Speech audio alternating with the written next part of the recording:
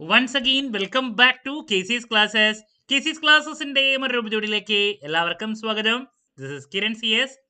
Kerala PSC junior accountant category number 363 364 2025 ഈ ഒരു പോസ്റ്റിന്റെ സ്മാർട്ട് സ്റ്റഡി വീഡിയോസ് നമ്മൾ കണ്ടിന്യൂ ചെയ്യാണ്.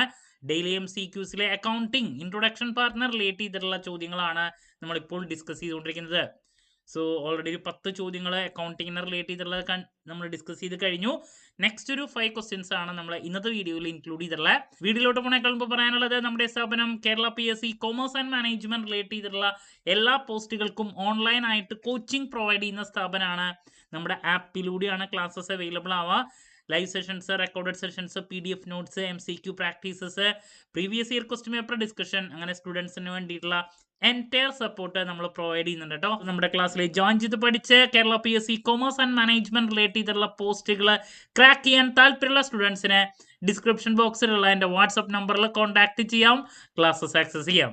ജൂനിയർ അക്കൗണ്ടന്റിന്റെ ക്ലാസ്സസ് നമ്മൾ ഓൾറെഡി ആരംഭിച്ചിട്ടുണ്ട് കേട്ടോ. ഓക്കെ, അപ്പോൾ നമുക്ക് വീഡിയോയിലോട്ട് കിടക്കാം.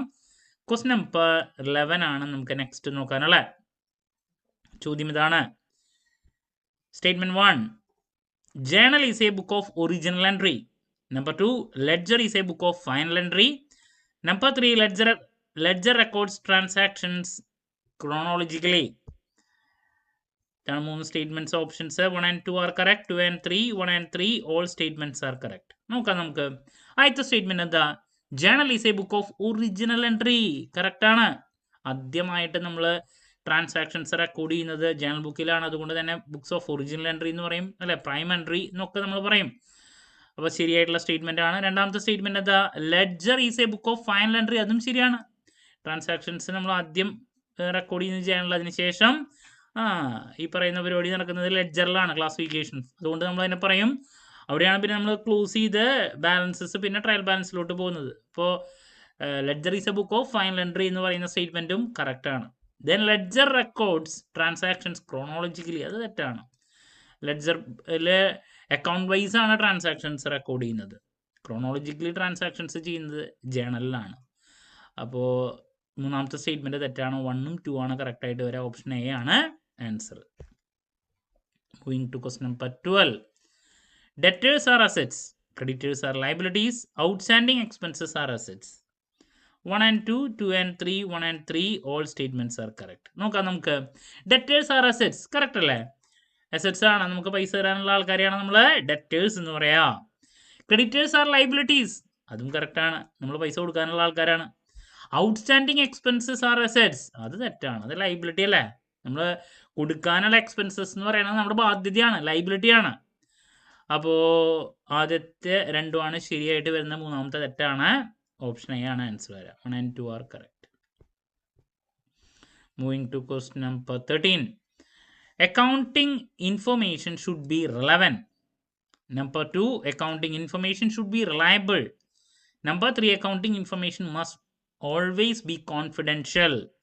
1 and 2, 2 and 3, 1 and 3, all statements are correct. Number 1, accounting information should be relevant എന്നാണ് പറയുന്നത്. ശരിയല്ലേ? റെലവൻറ്റ് ഇൻഫർമേഷൻ ആയിരിക്കണം ഡിസിഷൻ മേക്കിങ്ങിനുള്ളതാണ്. അപ്പോൾ ആദ്യത്തെ സ്റ്റേറ്റ്മെന്റ് കറക്റ്റാണ്. ക്വാളിറ്റേറ്റീവ് ക്യാരക്ടറിസ്റ്റിക്സ് ഓഫ് അക്കൗണ്ടിങ്ങിൽ നമ്മൾ പഠിച്ചിട്ടുള്ളതാണ്. Accounting information should be relevant. അതുപോലെ തന്നെ റിലയബിൾ ആയിരിക്കണം, അതും ശരിയാണ്. Then accounting information must always confidential, അത് തെറ്റാണ്. കോൺഫിഡൻഷ്യൽ അല്ല, കാരണം ഇത് നമ്മൾ സ്റ്റേക്ക് ഹോൾഡേഴ്സിന് കൺവേ ചെയ്യുന്നതാണ്, അല്ലാണ്ട് കോൺഫിഡൻഷ്യൽ ആയിട്ട് വെക്കുന്നതല്ല. ഇൻവെസ്റ്റേഴ്സ് ആവട്ടെ, ബാങ്ക് ആവട്ടെ, ഫിനാൻഷ്യൽ ഇൻസ്റ്റിറ്റ്യൂഷൻസ് ആവട്ടെ, ആർക്കൊക്കെ നമ്മുടെ സ്ഥാപനത്തിൻ്റെ ഡീറ്റെയിൽസ് ആവശ്യമുണ്ട് അവർക്കൊക്കെ നമ്മൾ കമ്മ്യൂണിക്കേറ്റ് ചെയ്യും. അപ്പോൾ കോൺഫിഡൻഷ്യൽ അല്ല. 1ഉം 2ഉം കറക്റ്റാണ്. സോ ഓപ്ഷൻ എ ആണ് ആൻസർ ആയിട്ട് വരിക. Moving to question number 14. Trade discount is recorded in the books of accounts. Cash discount is recorded in the books of accounts. Discount allowed is an expense. 1 and 2, 2 and 3, 1 and 3, all statements are correct. നോക്കാം നമുക്ക്. Number 1, trade discount is recorded in books of accounts. ശരിയാണോ? തെറ്റല്ലേ? Trade discount നമ്മൾ books of അക്കൗണ്ട്സിൽ കാണിക്കില്ല, പ്രൈസിൽ നിന്ന് കുറച്ച് കാണിക്കുന്നതല്ലേ. നമ്മൾ ബൾക്കായിട്ട് സാധനങ്ങൾ മേടിക്കുമ്പോൾ നമുക്ക് ലഭിക്കുന്ന ഡിസ്കൗണ്ട് ആണ് ഈ പറയുന്ന trade discount.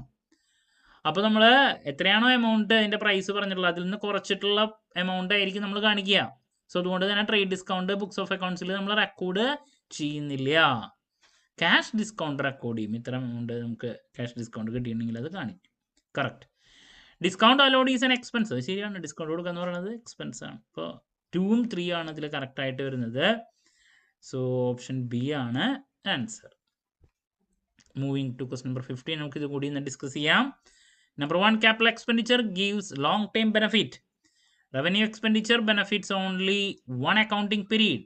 Deferred revenue expenditure is written off immediately. Number 1 and 2, 2 and 3, 1 and 3, all statements are correct. നോക്കാം നമുക്ക് ആദ്യത്തെ സ്റ്റേറ്റ്മെന്റ് എന്താ? Capital expenditure gives long-term benefit. Correct ആണ്. ക്യാപിറ്റലൈസ്ഡ് ഐറ്റം അതിൻ്റെ ബെനിഫിറ്റ് നമ്മൾ ലോങ് ടൈം ബെനിഫിറ്റ് ആണ് അല്ലേ? ഇപ്പോൾ ഒരു മെഷീനറിയിലേക്ക് നമ്മൾ ഇൻവെസ്റ്റ് ചെയ്ത് കഴിഞ്ഞാൽ അതിൻ്റെ ബെനിഫിറ്റ് നമുക്ക് ലോങ് പീരീഡ് ഓഫ് ടൈം കഴിഞ്ഞിട്ടൊക്കെയാണ് കിട്ടുക മുഴുവനായിട്ട്. അപ്പോൾ കറക്റ്റാണ് first statement. Revenue expenditure benefits only one accounting period. അത് ശരിയാണ്. റവന്യൂ എക്സ്പെൻഡിച്ചറിൻ്റെ പ്രത്യേകത എന്താ? വൺ അക്കൗണ്ടിങ് പീരീഡിൽ നമുക്ക് ലഭിക്കുന്ന അതിനെയാണ് പറയുക revenue expenditure. Deferred revenue expenditure is written of immediately. അത് തെറ്റാണ്. ഡെഫേർഡ് റവന്യൂ എക്സ്പെൻഡിച്ചർ ഇമ്മീഡിയറ്റ്ലി നമ്മൾ റൈറ്റ് ഓഫ് ഇല്ലല്ലോ. ഗ്രാജ്വലി ഓരോ വർഷങ്ങളായിട്ട് അല്ലേ, ചിലപ്പോൾ 5 വർഷമാവാം 6 വർഷമാവാം, ഓരോ പാർട്ടായിട്ട് മാത്രമാണ് നമ്മൾ deferred revenue expenditure write off ചെയ്യുക.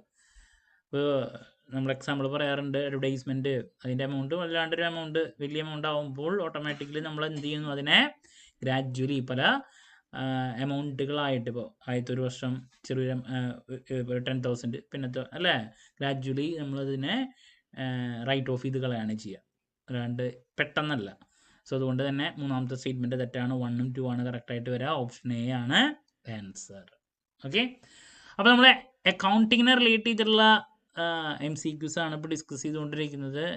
ക്ലിയർ ആകുന്നുണ്ടെന്ന് ഞാൻ പ്രതീക്ഷിക്കുന്നു. നിങ്ങൾ എന്ത് സംശയങ്ങളുണ്ടെങ്കിലും കമൻറ്റ് ചെയ്യുക, അതിനുള്ള മറുപടി ഞാൻ വീഡിയോസിലൂടെ നൽകുന്നതായിരിക്കും. സോ ജൂനിയർ അക്കൗണ്ടൻറ്റ് കോച്ചിങ്ങിന് ജോയിൻ ചെയ്യാൻ താല്പര്യമുള്ള കുട്ടികളെ ഡിസ്ക്രിപ്ഷൻ ബോക്സിലുള്ള എൻ്റെ വാട്സപ്പ് നമ്പറിൽ കോൺടാക്റ്റ് ചെയ്യാം, ക്ലാസ്സസ് ആക്സസ് ചെയ്യാം. മറ്റൊരു വീഡിയോയുമായി വീണ്ടും കാണാമെന്നുള്ള പ്രതീക്ഷയോടെ നിർത്തുന്നു. This is Kiran CS signing off. Have a nice day. Thank U.